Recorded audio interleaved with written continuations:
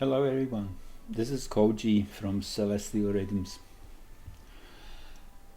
Yesterday, April 9th, was definitely a very powerful day. Just the simple fact that the 99-year-old husband of the Queen passed away. It might look as a minor thing to start with. But from quotes from Prince Philip, we know that he was a very, very evil. He said, if I could be reborn, I would like to become a deadly virus which kills humanity. Many of you probably have heard that quote. It's you can look it up. It's documented. So one less of the really core members, the inner circle, because really the Queen, as symbolic as it might sound, the English Queen, by decree is the most powerful single entity on this planet. They even own the Vatican. All documented. So this was big, however not in a way we kind of expected, those who are watching, and I have been kind of, as always, given my 2 cents of insights.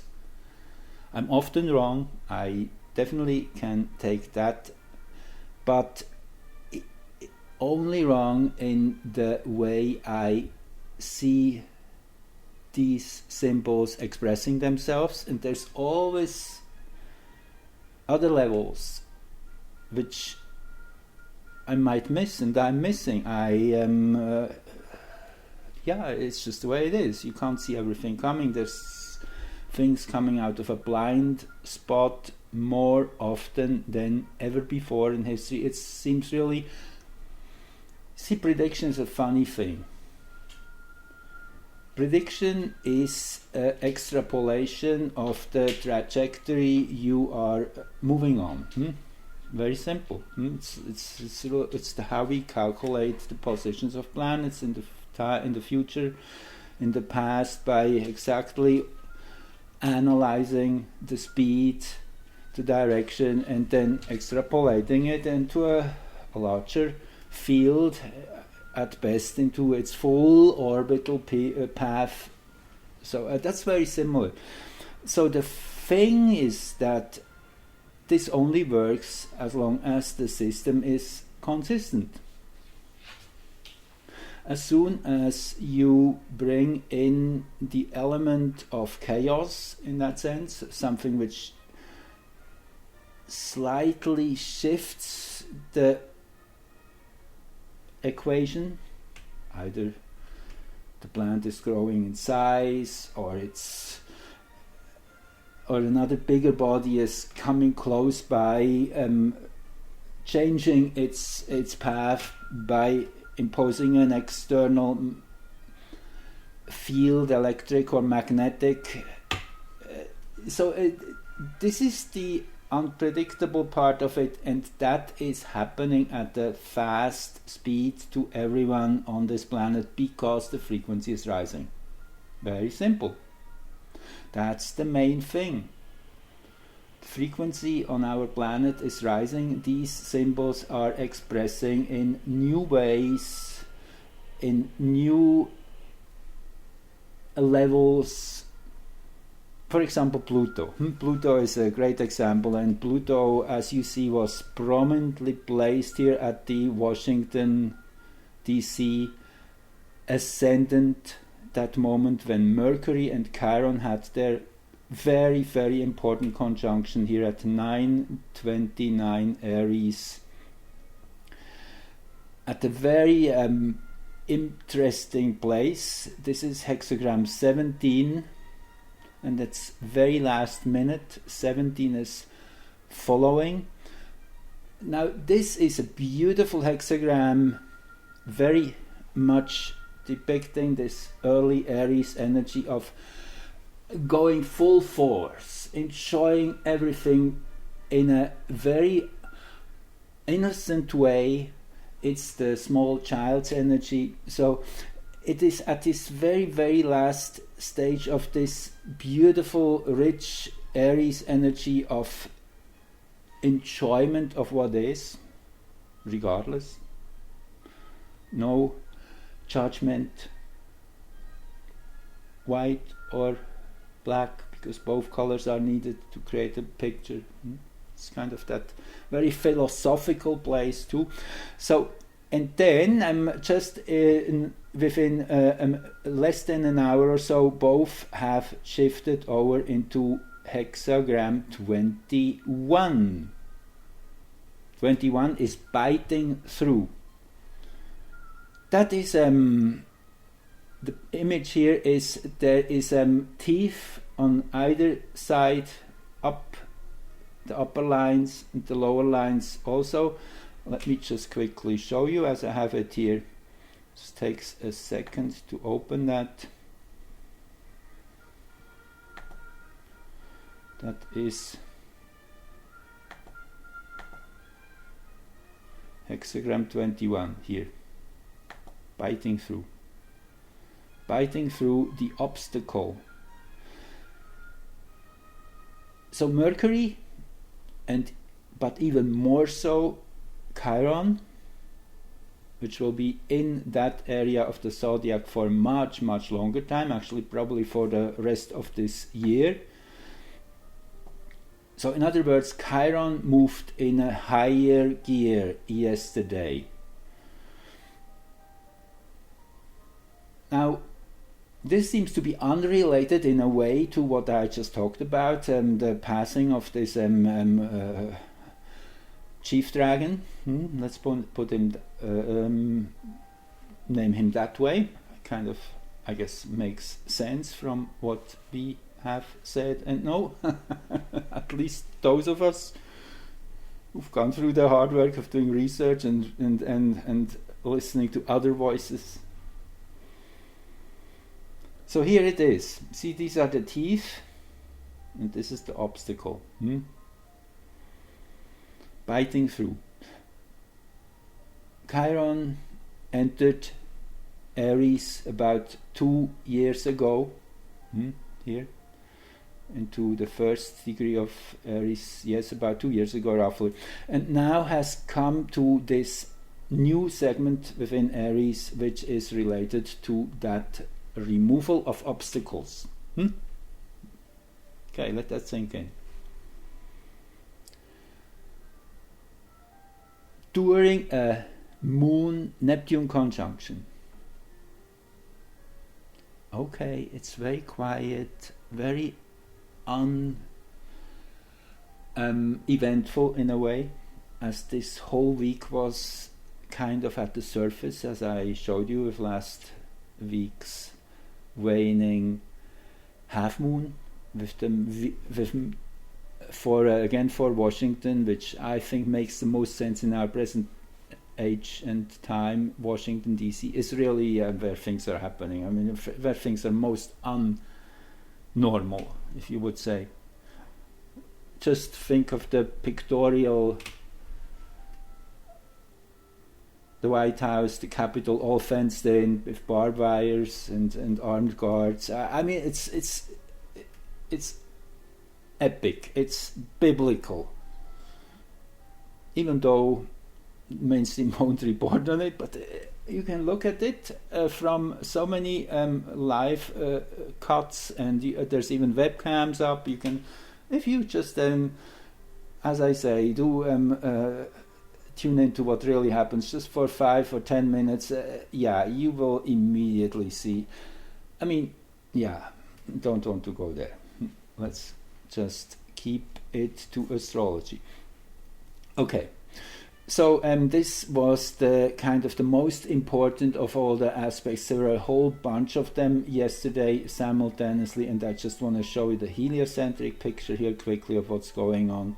And again, these are starting points. Keep that always in mind. All the dates I'm giving you with kind of the description of what might happen.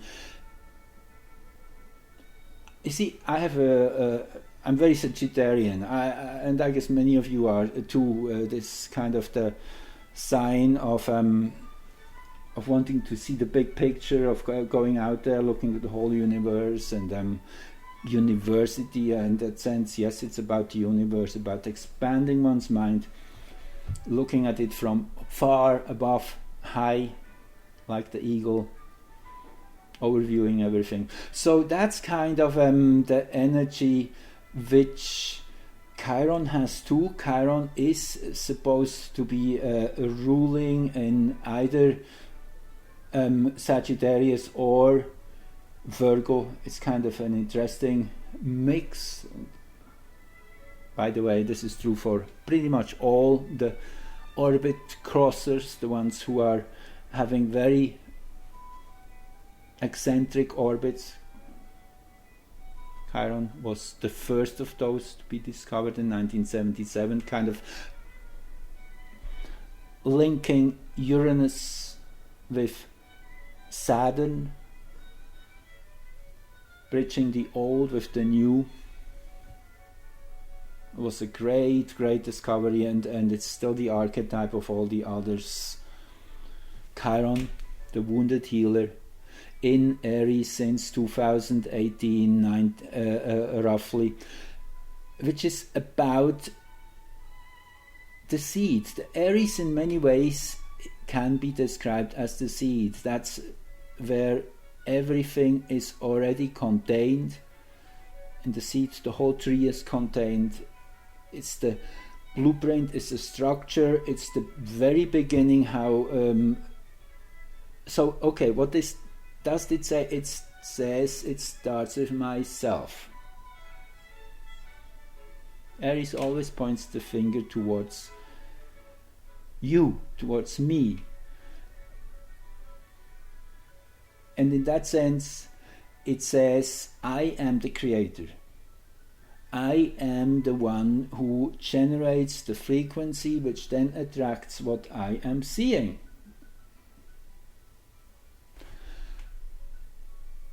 And this is what was started in a new big way in 2018, when people were kind of, by whatever events they came into in their lives, it threw us off to a zone where we have no escape from looking at ourselves. I mean, that's what this whole situation the world is in, it's experiencing, is really about. We have been given time, we have been even paid, some of us at least, hopefully everyone, which would be right. But anyway, aside from that, it has been definitely a time of looking inward, and this has been a basically very joyful period with Chiron here in hexagram 17 for most of the last 1.5 years, I would say.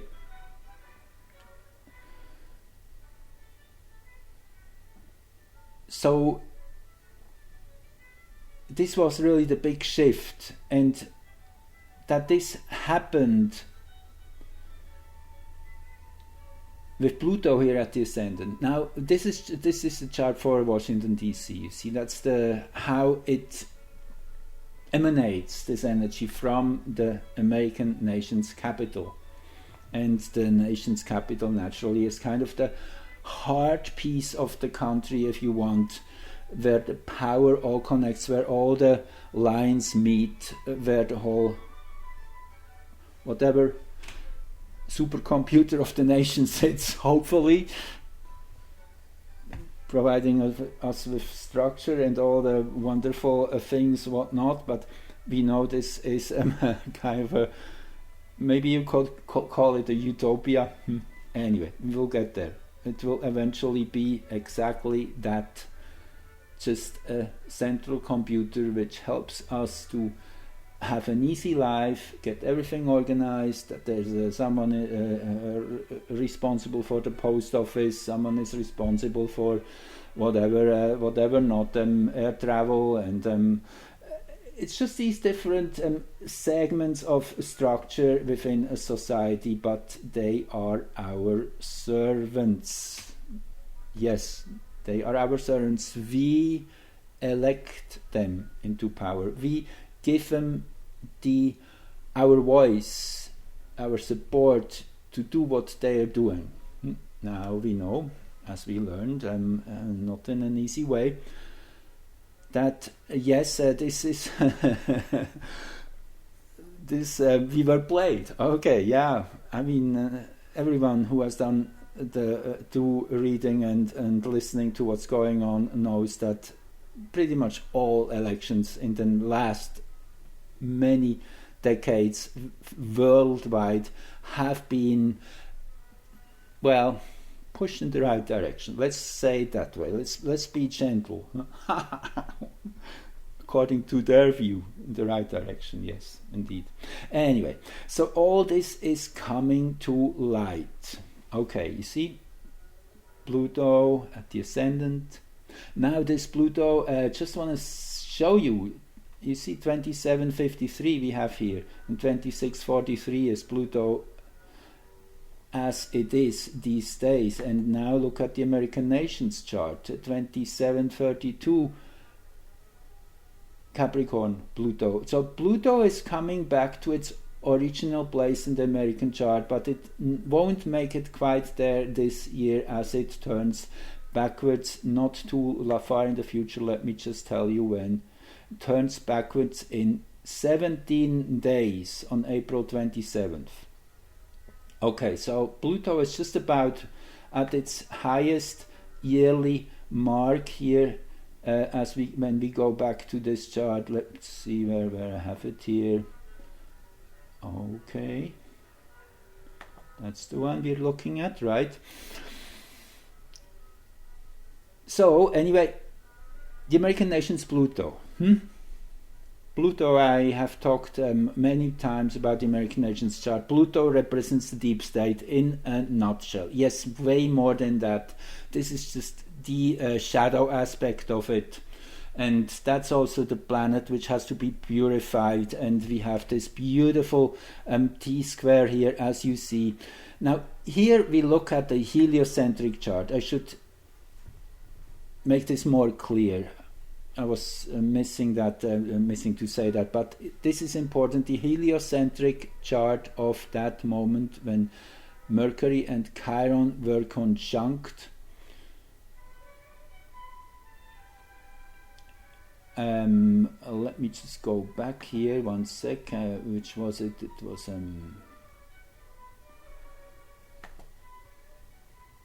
this one. No. Okay. Just give me 1 second.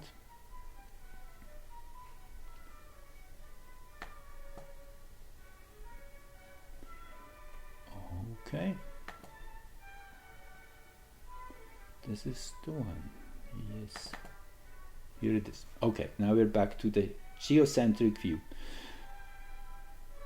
No, now we're also back into heliocentric mode. Let's go back into geocentric. Okay, now we should be good. That's what I wanted to show you. Right.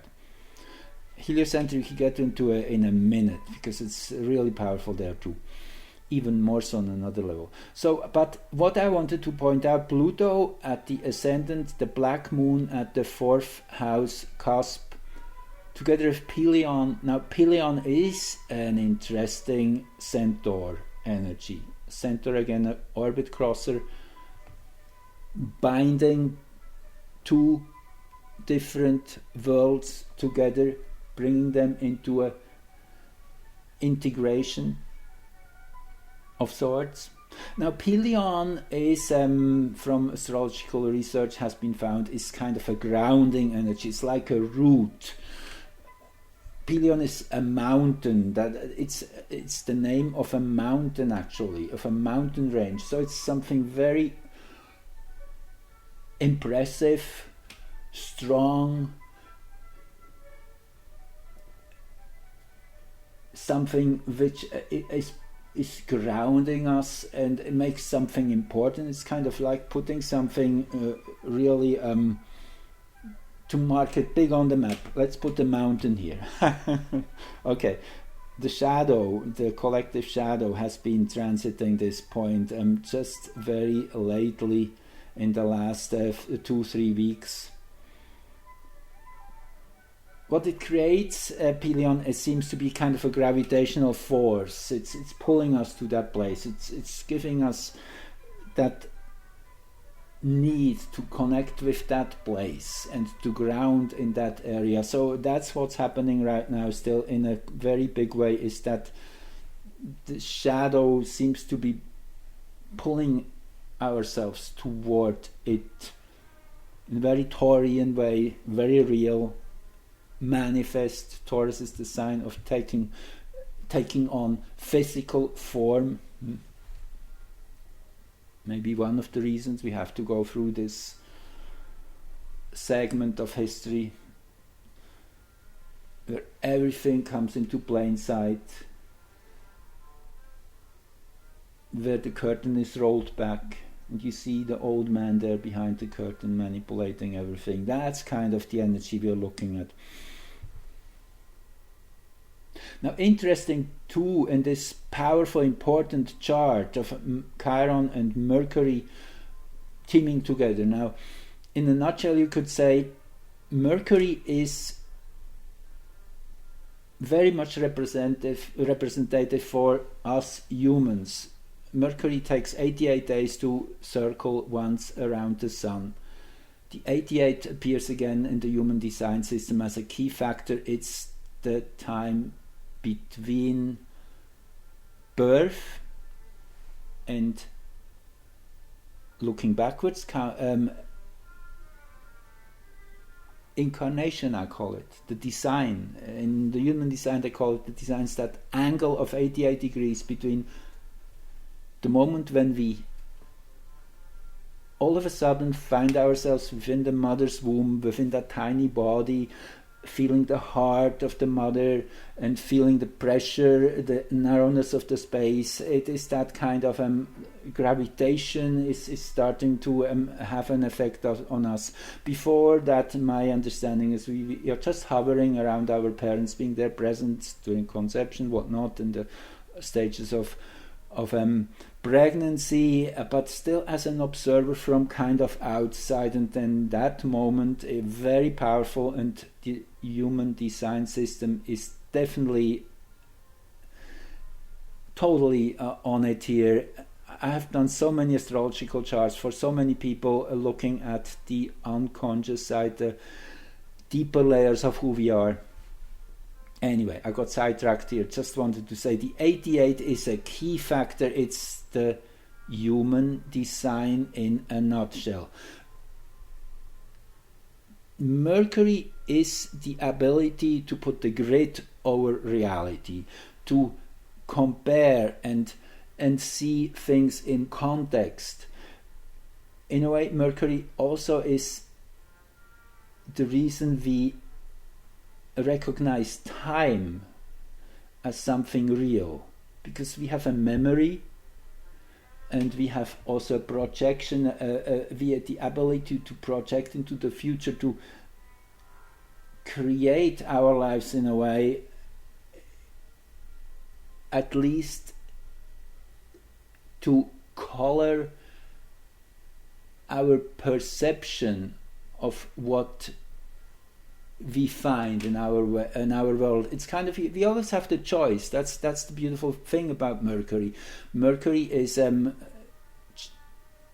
Mercury's sign is Gemini, which is the twins.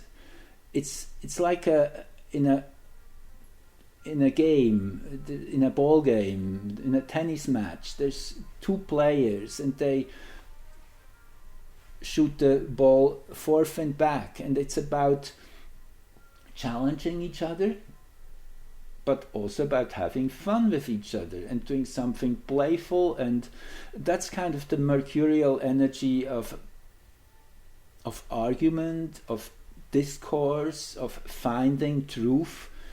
So Mercury is definitely being recharged here by Chiron, and just having entered both in sync this new hexagram 21, where Mercury will be at least for a couple weeks. Or we could actually, no, let's not go there. So we can look that up. The next station here will be 15 degrees 07 minutes and 30 seconds. For those of you interested in getting to the bottom of all that, because there's lots of information, and those of you who are interested, I have this on my website here, where I show you the overlay, the complete list, and then I also break it down here into the exact degrees, where for example, if we look at what were we were just talking about, 21, right here it is between 9:30 to 15:07:30 in Aries, hexagram 21. And then if you own a I Ching book, you can look it up yourself. Otherwise, just then go to your search engine and put in I Ching hexagram 21, and you will come up with a whole list. I mean, the internet, by the way, is such an amazing tool if we use it right. It's the global collective memory. It's the collective me, in a way, because it really expands our minds. At our fingertips, we have the whole library of information. I mean, we cannot really stop being amazed by this. Just 30 years ago, nobody had that. Sure, there were libraries and whatnot, but you had to do quite an arduous effort to get there. Now it's at everybody's fingertip, and still most people are just having their TVs on the whole day and being distracted by this and that. And I mean, yeah, that's a total other story again, how we are distracted from seeing what is really going on. Anyway, that's yet another story. Again, I'm getting sidetracked here. I'm sorry about that. Hexagram 21 in Aries. You can see if we blow that up, then you even see the hexagram structure again. As I said, the lower jaw, the upper jaw, and the obstacle which is bitten through. So that's now where we're at in a bigger way.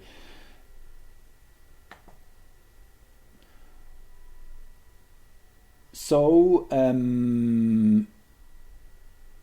I mean, there's so much more I could say about this chart, and I want to not make this video too long here,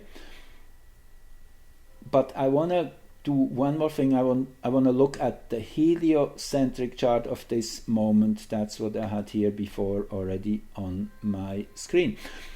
Okay, so that is now this moment when Mercury and Chiron were exactly in the same place as seen from Earth.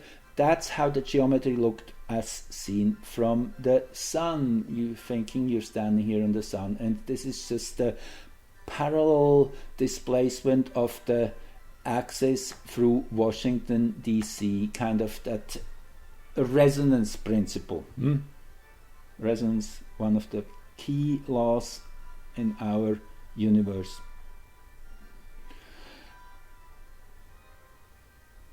Okay, what stands out, what I was basing my prediction on, that something really of great magnitude would happen on this day, the 9th of April 2021. which was a warrior day in the Mayan calendar. It was the crystal warrior, it was the yellow crystal warrior. The warrior, I guess that has not to be explained. It's finding one's strength in the desert. That's the basic principle the warrior has. He intentionally goes into hardship, difficult circumstances to find his core, to find what really is at the center of who we are, why I'm here. It's kind of that experiential experience to life. The warrior is brave naturally and courageous.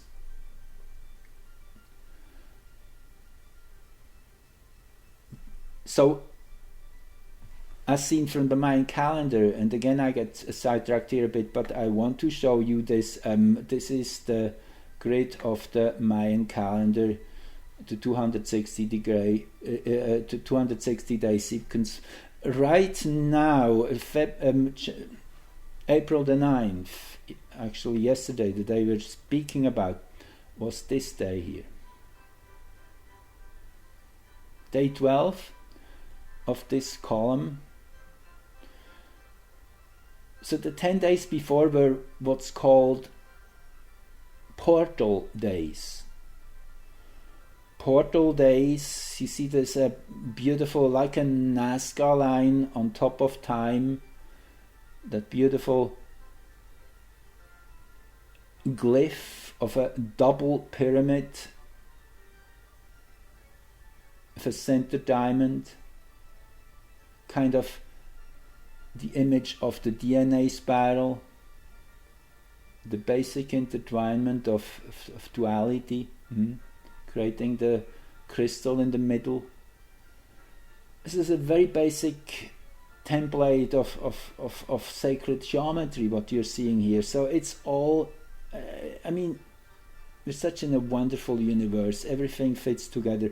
So these 10 days just passed between the end of March and the 8th of April. We were in these 10 portal days. Portal energy is an overlay of a higher frequency which is directly accessible, making these days more intense, greater in the layout of duality in that sense, because they bring in a third perspective. So people born on portal days are always at least very intense in their experience of life. It's kind of everything is getting doubled up. It's you get greater challenges, but you also get greater options, greater potentials. And again, these are just expressions of our personalities. We take on the right role, and in that sense, everybody is as important as everybody else. But some people play a more greater role in the evolution of whatever.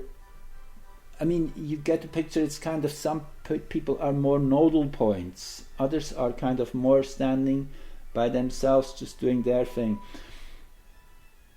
And it's always about personality. So anyway, the long and short, we have been in this really intense 10 last days, and now had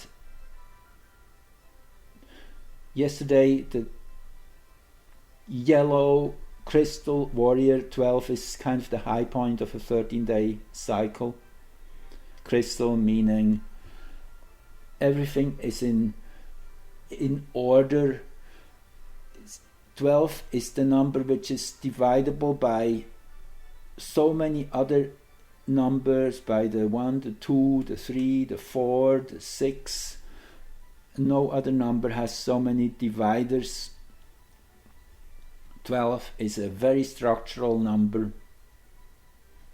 12 signs. Now today, as I'm recording this, we are on this last day, and which is always a day of celebration, of integration, looking back at what has happened in the last 13 days and even farther back. As soon as we start looking back, we see the different cycles coming up, which would go back to this number one day, which I mentioned, was the 15th of December 2020. That was one day after the second big celestial event of the year, the second solar eclipse of December the 14th, 2020. Just a few days before winter solstice, before the wonderful and powerful Jupiter-Saturn conjunction on the 21st of December, just a week before that. That is when this last round began. We are in right now, this last 260-day start was on December the 15th, 2020. We are now here today, as I'm recording this, April the 10th. We are in the energy of Kaban, navigation of Earth, the earthquake, the earth monster. It's the energy which shakes things up, which reshuffles. Also being represented by the smoke of incense. How beautiful a picture is that? The smoke of an incense stick swirling through the air. Unpredictable in a way. And yeah, it's a great picture. Just meditate with it. That's the beautiful thing about symbols. It's like looking at a tree. You can look at it from so many angles, and every time it appears to be a little differently. That's the power of symbols. So Kaban, navigation of Earth, is a celebration day, the last of 13, and tomorrow, the 11th, we are in a new number one day, and guess what? Tomorrow is new moon. I will make my next video on that. So if you like this, give it a little whatever mark and share it if it feels like, and yes, and subscribe. Okay, thanks for listening. I'm having lots of fun doing these videos, and I hope I'm getting a bit better by time. The longer I do, I guess that's what it goes. Learning by doing. Okay. Have fun. Have a wonderful weekend and see you soon.